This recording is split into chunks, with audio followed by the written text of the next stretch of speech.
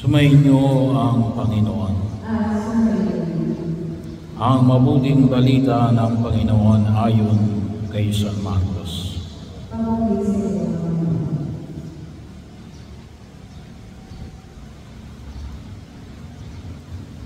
Noong panahon yun, isa sa mga eskriba ay lumapit kay Jesus at nagtanong, alin pong utos ang pinakamahalaga? Sumagot si Jesus, ito ang pinakamahalagang utos. Pakinggan mo, Israel, ang Panginoon na ating Diyos, siya lamang ang Panginoon. Ibigin mo ang Panginoon mong Diyos ng buong puso, ng buong kaluluwa, ng buong pag-iisip at ng buong lakas. Ito naman ang pangalawa.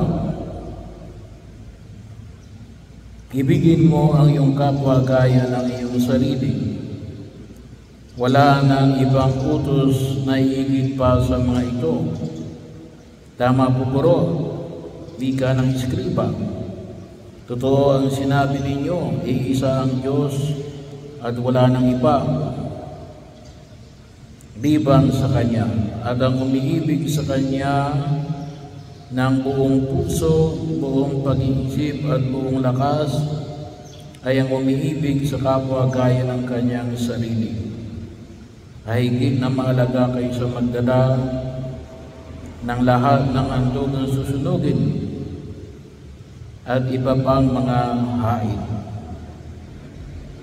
Nakita na Jesus na matalino ang kanyang sagot, kaya sinabi niya, malapit ka ng mapabilang sa mga pinag-aarian ng Diyos. At wala nang mga magtanong kay Jesus mula noon. Ang mabuting balita ng Panginoon.